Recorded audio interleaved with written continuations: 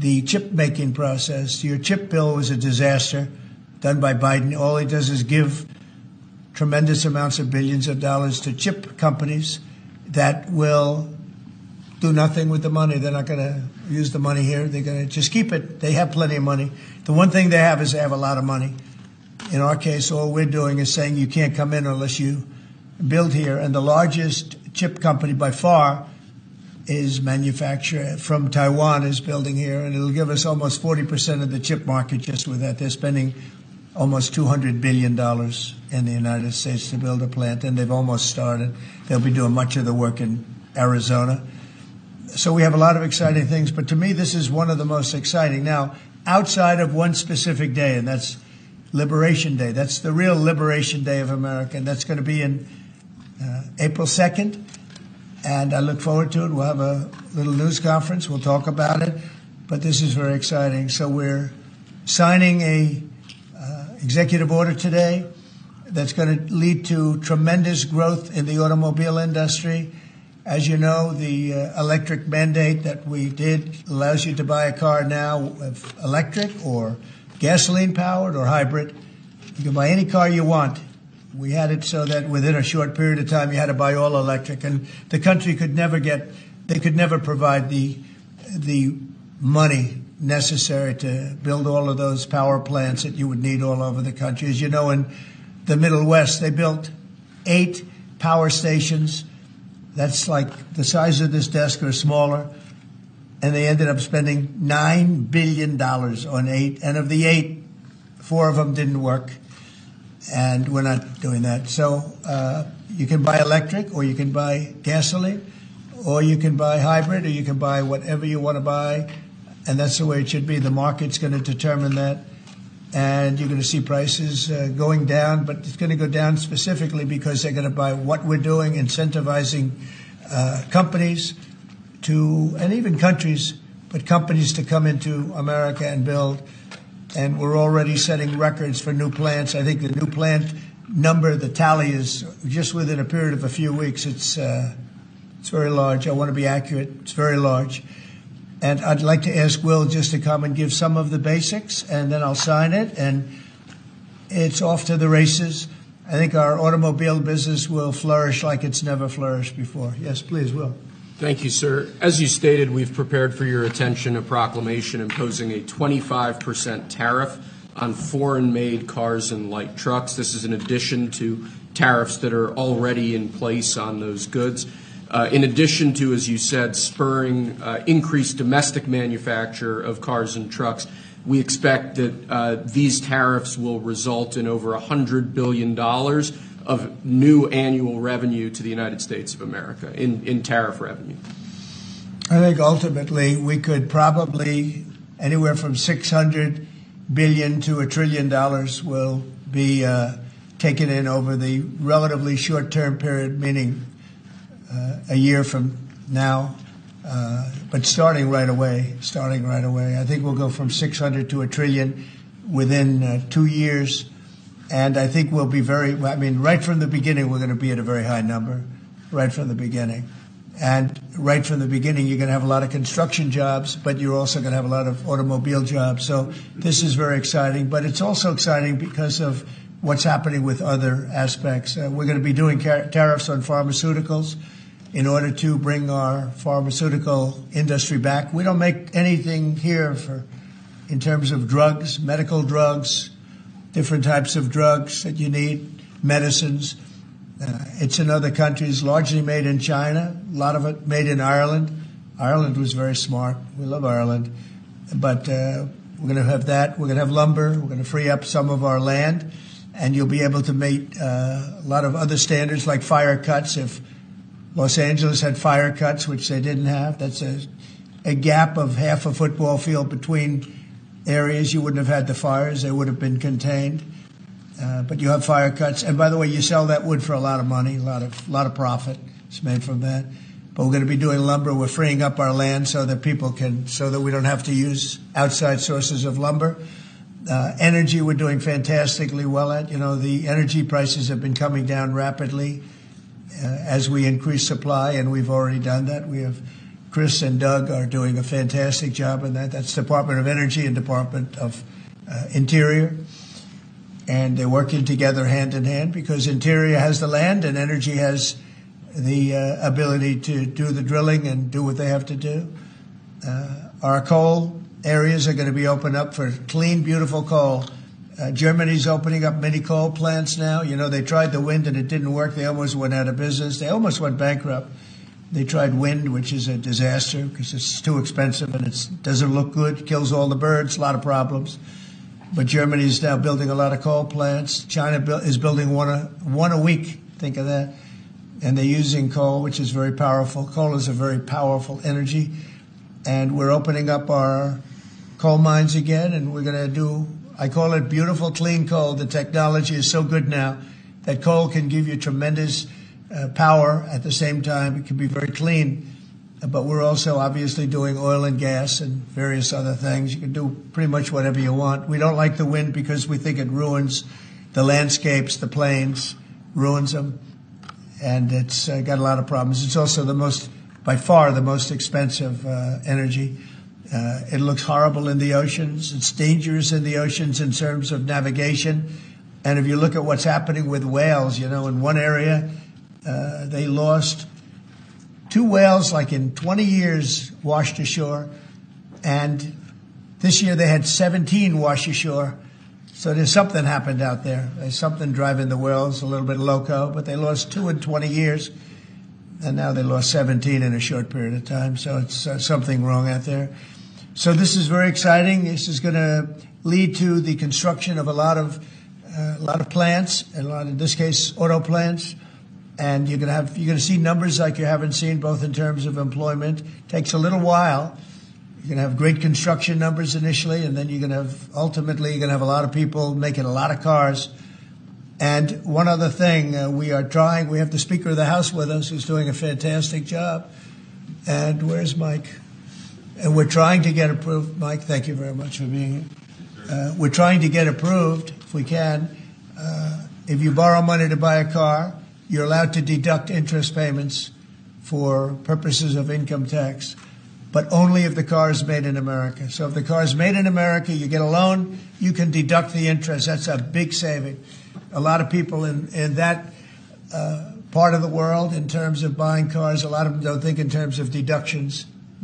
People that think in terms of deductions are very wealthy people, but people are going to start understanding what a good deduction is all about. So when you get a loan to buy a car, and I think it's going to pay for itself. I don't think there's any cost. I think you're going to have so many cars built, but you're only going to get that deduction of interest if the car is made in the United States of America. So I'm going to sign this, and Mike, I hope you can get that because I think it's going to be amazing in terms of the number of cars that are going to be made because of it. And I want to thank Howard Lutnick, our fabulous commerce chairman. That's what he is. He's a chairman. He's a very successful guy, a great guy. And we have a big day, Howard, coming up next week. It's going to be good. That's Liberation Day. That's going to be on the 2nd, and that's going to be reciprocal. And I think people will be impressed. We're going to be very fair. We're going to be very nice, actually. We have not been treated nicely by other countries, but we're going to be nice. So I think people will be pleasantly surprised, but it's going to make our country very rich because we're the piggy bank that everybody steals from, and they've been doing it for many years, for decades, so we're not going to let it happen. So, but we're going to treat people very nicely. We're going to treat other countries very, very nicely, and I think it's going to have a very positive effect on everybody, including those other countries. So I'll sign this, and we will see you again on April the 2nd. In terms of this, it's going to be another round, and it's about making America great again, making it strong and prosperous again. Thank you very much. So Mr. President, on tariffs, Next about tariffs, Mr. President, on the car tariffs, how do you assure that a car coming into the country is fully built? Could an automaker in Germany say, leave the tires off a car? Yeah, we're going to have very strong policing, and it's pretty easy to do. If parts are made in America and a car isn't, those parts are not going to be taxed or tariffed. And we'll have very strong policing as far as that's concerned. For for the most part, I think it's going to lead cars to be made in one location. Right now, a car would be made here, sent to Canada, sent to Mexico, sent all over the place. It's ridiculous. So this is a very simple system. And the beauty of the 25, it's one number. It's not up or down depending on the cost of the car. It's one number. And that number is going to be used to reduce debt greatly in the United States and to build things, reduce taxes. I mean, basically, I view it as reducing taxes and also reducing debt. And within a fairly short period of time, I think we're going to have a balance sheet that's going to be outstanding. Yeah. How do you assure Americans then that this will not cause a long-term increase in prices? Well, look, I think we're going to have a market the likes of which nobody's ever seen before, not in this country. We had the best market ever in my first term. It was the strongest market ever, the best economy ever. And I think I think this blows it away. But this is something that people have wanted to do, presidents have wanted to do for a long time. A lot of them didn't understand it. It wasn't a priority for them. But foreign countries understood it very well. And they've really ripped us off at levels that nobody's seen before. But that's not going to happen. Mr. President, is this for today or on April 2nd, the auto tariffs? Say it? Do these auto tariffs go into effect today or on April 2nd? They go into effect on April 2nd. We're signing today. It goes into effect April 2nd. We start collecting on April 3rd. Mr. President, any more sectoral tariffs that are coming in on April 2nd? What does that Any mean? more tariffs on any other sectors on April 2nd, for example, chips or pharmaceuticals? Not then, but we will be putting a tariff on lumber. We, as you know, have a tariff already on steel and on aluminum of 25%, and we're taking in tremendous amounts of dollars. More importantly, our steel factories and aluminum factories are roaring. They're starting to roar. They're building new ones. I just heard from Nucor, which is a big company, a very big steel company, and they're building a massive plant for steel that they wouldn't build without this. So you're going to see things that are going to be actually amazing. And I think you already have. We've had some news conferences where I can't have enough. They want to do news conferences where they announce they're going to spend $20, $30, $40 billion. But Apple, as an example, is spending $500 billion. Okay. Any other? On the Signal chat, Senator Roger Wicker. Hold on 1 second. Yes. Go ahead. Reciprocal tariffs next week. Will those be immediately effective April 2nd on all countries, or will you focus on the worst offenders? No, we're going to make it all countries, and we're going to make it very lenient. I think people are going to be very surprised. It'll be, in many cases, less than the tariff that they've been charging us for decades. So I think people are going to be very, very surprised. Why is on that? these auto tariffs, I think they'll be pleasantly surprised. I don't know. I think we're trying to keep it somewhat conservative. and on these auto tariffs, we saw obviously the NASDAQ 100 go down 2% at close, S&P 500 down 1%. What are you concerned Is that about today? that market reaction? Today? Yes, sir. I didn't say that. I want to see the jobs. I want to see that'll all take care of itself. That could take care of itself in 1 day, 2 days, or 1 week.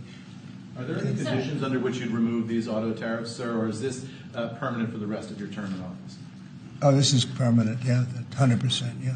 Are you on there, sir? Did Elon Musk advise you at all on these auto tariffs? No, because he may have a conflict, so we don't talk. I've never talked to him. Elon's amazing. He's never asked me for a favor in business whatsoever. I'm actually a little surprised by it. I might do it. I might not do it. I do what's right, and he'd want me to do what's right. No, he's a patriot. He has never, these are big deals we're talking about. This is probably nothing like this. And I've never had Elon come and say, would you do me a favor with the mandate or the electric mandate or anything? He's never asked me for anything. Sir, also, what's your response to Republican lawmakers who have said today that your administration should take more accountability and not downplay what's happened with Signal that we've seen in these messages today? Well, I don't know about downplaying. The press upplays it. I think it's all a witch hunt, that's all. I think it's a witch hunt. I wasn't involved with it. I wasn't there, but I can tell you the result is unbelievable because the Houthis are looking to do something. They want to know, how do we stop? Can we have peace? The Houthis want peace because they're getting the hell knocked out of them. It's been very, very strong. The Houthis are dying for peace. They don't want this. And they're bad. Look, they were knocking ships out of the ocean. We had in the Suez Canal, they only have about 20% of the ships going through. They have to go through a different way, which takes weeks of travel, and that really affects commerce. But the Houthis have been hit hard, and they want to negotiate peace. But I don't think they're quite. I don't think they're quite. Nothing classified that was shared? Say it. Do you still believe nothing classified was shared? Well, that's what I've heard. I don't know. I'm not sure. You'll have to ask the various people involved. I really don't know. I can only tell you this. You don't want to talk about it. The Houthis have been horrible to the world. What they've done, killed a lot of people, and knocked down a lot of ships and planes and anything else. It's not just the ships. And they have been hit. They have been hit harder than they've ever been hit. And they want us to stop so badly, and they've got to stop. They've got to say no mas. But I can only say that the attacks. It's attacks every day, every night. It's not just the one. You're talking about one. The attacks have been very successful, even beyond our wildest expectations. We've hit them very hard, very successfly. And we're going to do it for a long time. We're going to keep it going for a long time. Senate Republicans have said that they have formally asked the administration for an Inspector General report on the signal issue. Will you agree to that? It doesn't bother me. I don't know. I want to find if there's any mistake or if a signal doesn't work. It could be that signal is not very good. It's a company. Maybe it's not very good. I think we'd rather know about it now.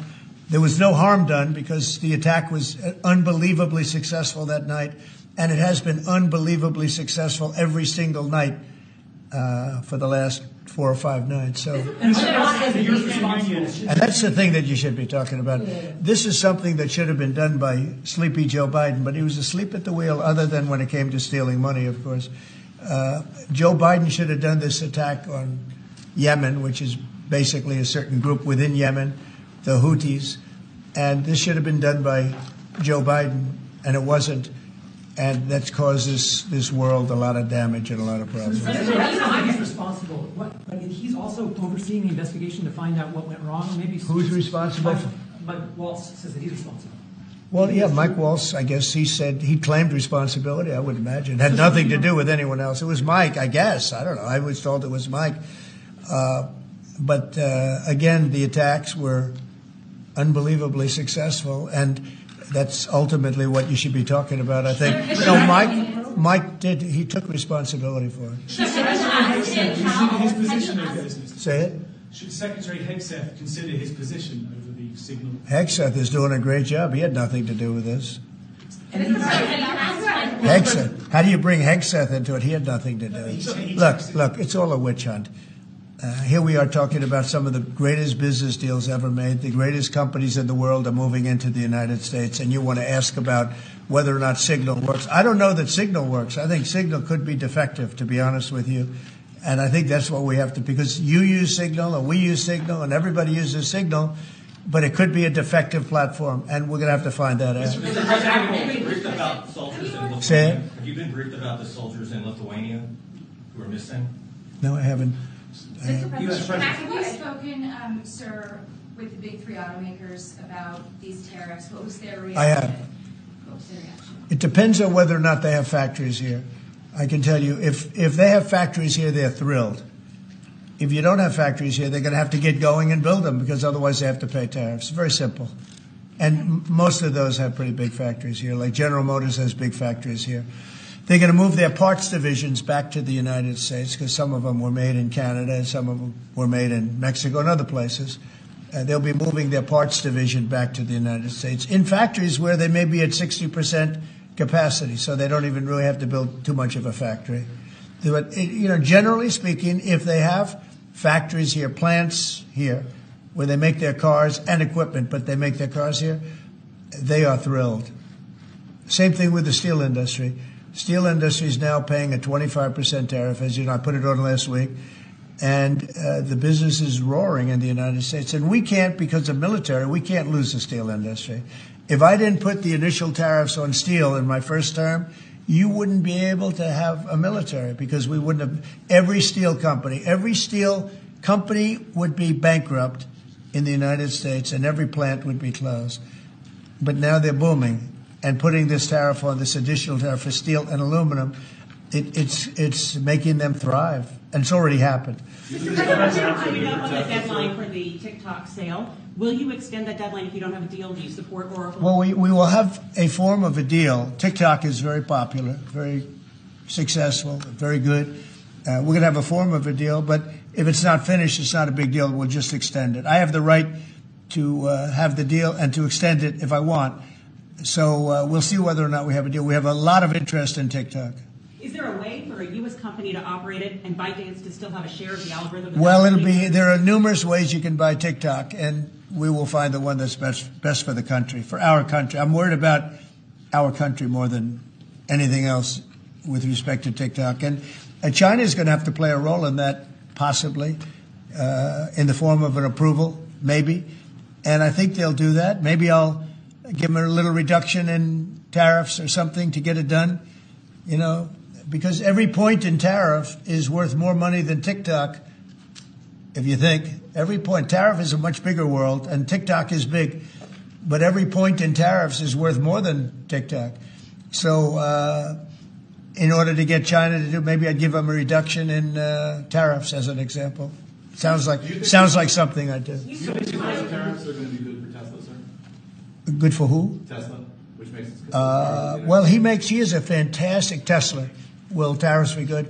I think they may. It could be a net neutral, or they may be good. He has a big plant in Texas. He has a big plant in California. And anybody that has plants in the United States, it's going to be good for, in my opinion. Mr. President, the European Union want to has return really... education control to the states. How would you handle it if a state like California were to put in place education policy? I haven't seen a mask in so long. You're wearing a mask. So nice of you.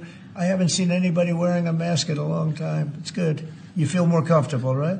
Yes. Good. That's good. So go ahead. You said you want to return education control to the states. How would you handle it if a state like California were to put in place education policies you disagree with? Well, I think that California is going to be tougher because they're doing badly on everything they do. Everything they touch turns bad. So a place like California would be tougher for education. But what I would see with California is you'd have a Los Angeles department, and you'd have Riverside. You'd go to various places. And I think you'd have some great areas in California, and then you'd have some, like everything else, that doesn't work so well. But ultimately, I think it would be very successful. I think in New York, as an example, you'd go to Long Island, Westchester, you may have Nassau County, Queens County. You break it up in certain ways so they'd have maybe 5 departments, because of the size, they'd have 5 departments instead of 1. A state like Iowa, you'd have 1. And, they're just chomping at the bit to get going. So many states are chomping at the bit to get education, and it's going to happen fast, to get the education.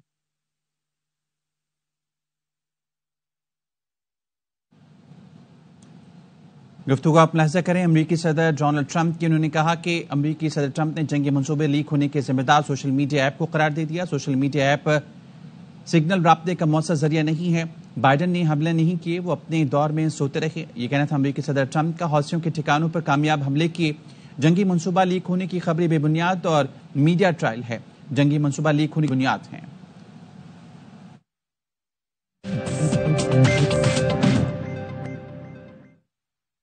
ये तो इनकी नालायकी की वजह से हुआ। मैं समझता हूं कि नहीं, मैं समझता हूं कि हमें बात जरूर करनी चाहिए, लेकिन हमारी बात करने का अंदाज जो है वो थोड़ा मुख्तलिफ होना चाहिए। हमें हर चीज में जो है वो हम पहले फेलियर से शुरू करते हैं और उसके बाद आगे बात करते हैं। आप मुझे बताएं कि ये जो ट्रेन को यरगमार बनाया गया था, जितनी उम्दगी